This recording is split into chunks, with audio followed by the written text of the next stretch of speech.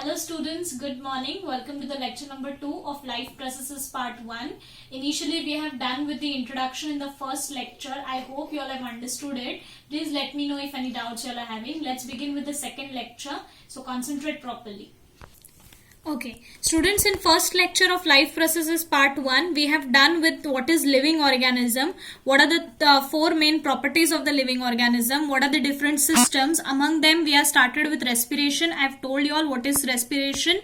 Followed by that we know that there are two levels of respiration, body level and cellular level.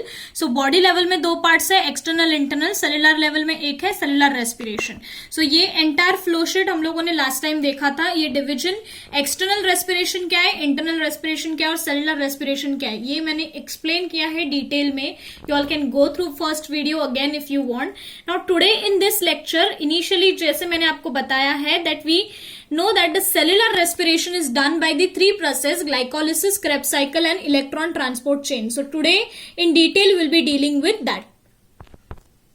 Okay students, to begin with cellular respiration, first of all you have to know from the atmosphere oxygen via respiratory system comes into the cell, and second carbohydrate that is glucose from the digestive system comes into the cell. मतलब क्या कि cell के पास मेरा atmosphere से respiratory system के through oxygen अंदर आ रहा है and carbohydrate in the form of glucose digestive system के थ्रू ग्लूकोज अंदर आ रहा है. So when glucose and oxygen is present inside the cell, cell क्या करता है, ये ग्लूकोज को यूटिलाइज करता है. What it does, it is utilising this glucose and ये oxygen and doing oxidation of it. I repeat students, cell will utilize oxygen and glucose.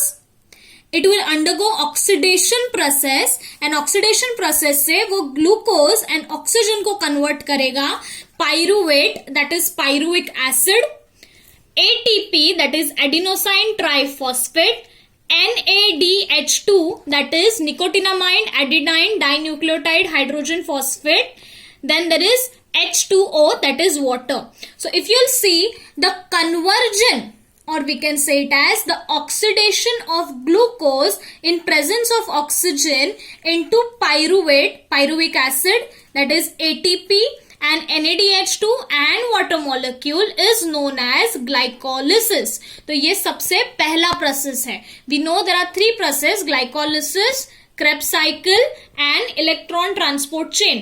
So right now you have to remember what is the meaning of glycolysis. ये सबसे पहला process है. ये glycolysis process हो रहा है cytoplasm में. It occurs in the cytoplasm of a cell. And what is happening in glycolysis process?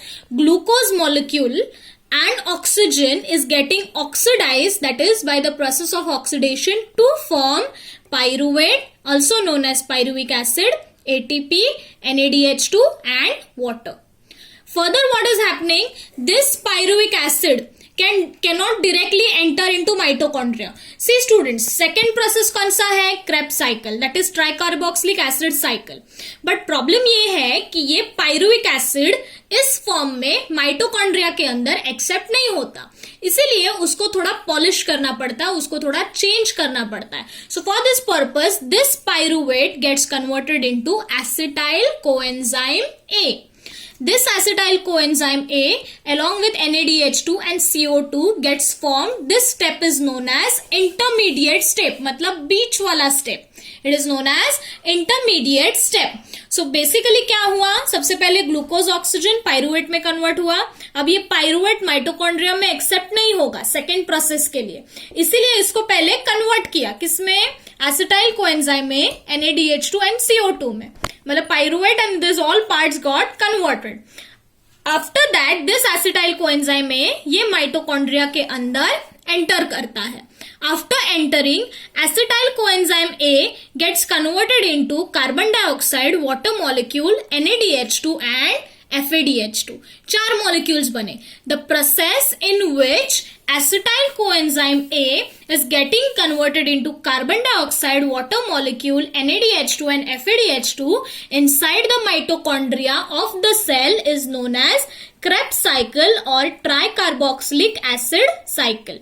Now full form of NADH2 and FADH2. NADH2 stands for nicotinamide adenine dinucleotide. I repeat, NADH2 का full form है nicotinamide adenine dinucleotide. FADH2 का full form है flavin adenine dinucleotide. So basically what is happening, हम लोगों ने यहाँ पे दो प्रोसेस देखे, ग्लाइकोलिसिस और क्रेब्स साइकिल। ग्लाइकोलिसिस में सेल के पास रेस्पिरेटरी सिस्टम के थ्रू ऑक्सीजन आया एंड डाइजेस्टिव सिस्टम के थ्रू ग्लूकोज आया। After both of them got utilised, उन्होंने ऑक्सीडेशन किया, सेल ने ग्लूकोज और ऑक्सीजन को यूज करके ऑक्सीडेशन प्रोसेस किया एंड उसमें पाइरुवेट फॉर्म किया, that is pyruvic acid, ATP, NADH2 और वाटर मॉलिक्यूल। ये पूरा का पूरा प्रोसेस हुआ साइटोप्लाज्म में और इस प्रोसेस का नाम है ग्लाइकोलिसिस। फर्दर ये पाइरुवेट इस फॉर्म में माइटोकॉन्ड्रिया में एक्सेप्ट नहीं होगा जहां पे क्रेब्स साइकिल होने वाला है। So for this purpose pyruvate has got converted into acetyl coenzyme A. With this step is known as intermediate step. This acetyl coenzyme है further got converted into carbon dioxide, water molecule, NADH2 and FADH2. In this cycle is known as Krebs cycle. अब NADH2 का full form is nicotinamide adenine dinucleotide and FADH2 का full form is flavin adenine dinucleotide. अब दो cycles हो गया, glycolysis भी हो गया, Krebs cycle भी हो गया. Now the third cycle is basically electron transport chain और इलेक्ट्रॉन ट्रांसपोर्ट साइकिल। अब इलेक्ट्रॉन ट्रांसपोर्ट चेन का मतलब क्या है, this is basically the process, it is a process which occurs again in the mitochondria. अब तुम्हें ऑलरेडी पता है कि क्रेब्स साइकिल से हमें क्या बना है, carbon dioxide, water molecule, NADH2, FADH2। अभी ये सारा का सारा प्रोसेस है, इसमें से कार्बन डाइऑक्साइड जो है वो रिटर्न चला जाएगा। यू ऑल नो ऑक्सीजन अगर सेल ने लिया है तो सेल को इन रिटर्न कुछ देना पड़ेगा।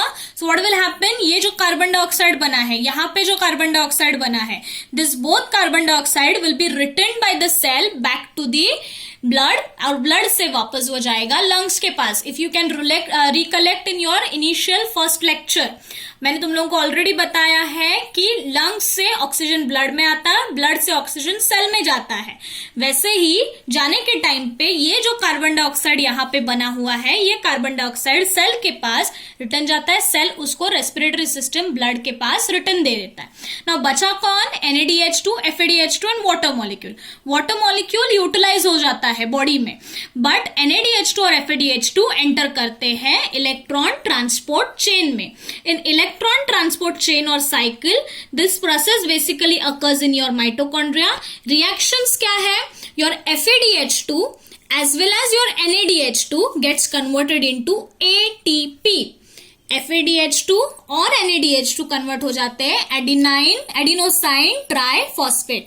ये हमारी बॉडी में एनर्जी का काम करता है। This is the form of energy in our body. जो हम लोग फूड लेते हैं, न्यूट्रिशन लेते हैं, whatever nutrition food that we eat, it gives us energy. So the energy form molecule in our body is ATP. So basically FADH2 and NADH2 gets converted into ATP via electron transport chain. This is the energy form.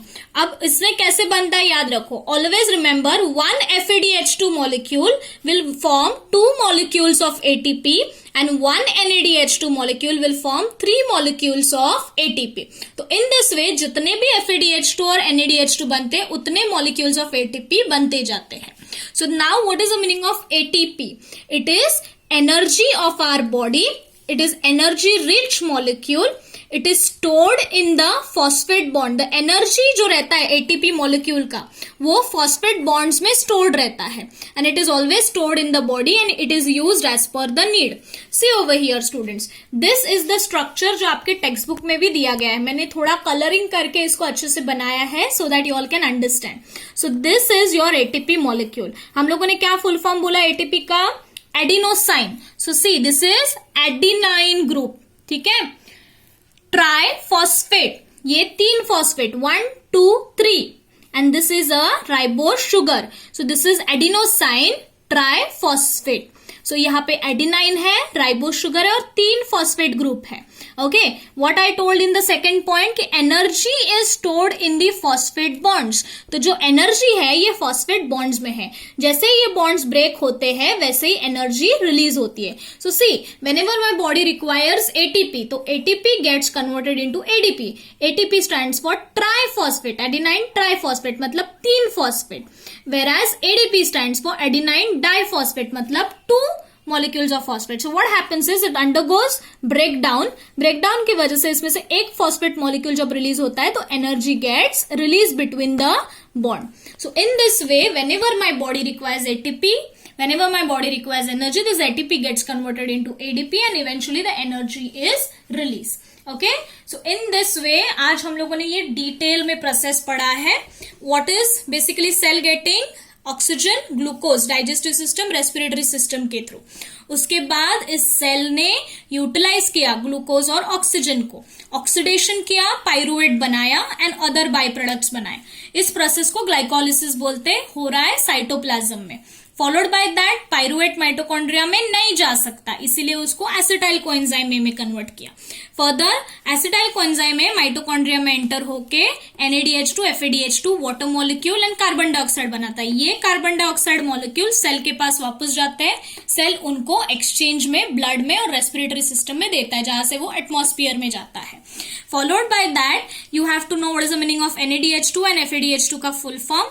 Nicotinamide adenine dinucleotide, flavin adenine dinucleotide.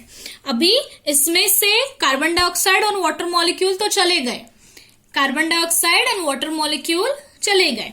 NADH2 FADH2 electron transport में enter होते हैं. यहाँ पे ये process again mitochondria में हो रही है, जहां पे FADH2 NADH2 कन्वर्ट होते हैं ATP में, that is adenosine triphosphate. This is a energy molecule in our body with the help of ETC, that is electron transport chain.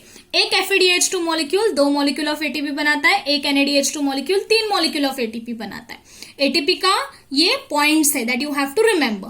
ATP का जो एनर्जी है वो उसके फॉस्फेट बॉन्ड्स में है. जब भी मेरी बॉडी को एनर्जी की जरूरत है, this ATP, this bonds will get broken down and eventually there will be release of energy and eventually ये कट होते जाएगा. Okay okay students, today in our lecture we have done cellular respiration. मुझे पता है it is a very difficult topic, so I want you all to go through the lecture 2-3 times. मैंने भी lecture लेते हुए 2-3 बार revise किया है, so please go through it. Let me know if any doubts you all are having. Accordingly we will be conducting doubt sessions. You can ask me doubt on the personal message as well. I'll be there for you all to clear your doubts. Thank you so much for listening me out. See you all in next lecture.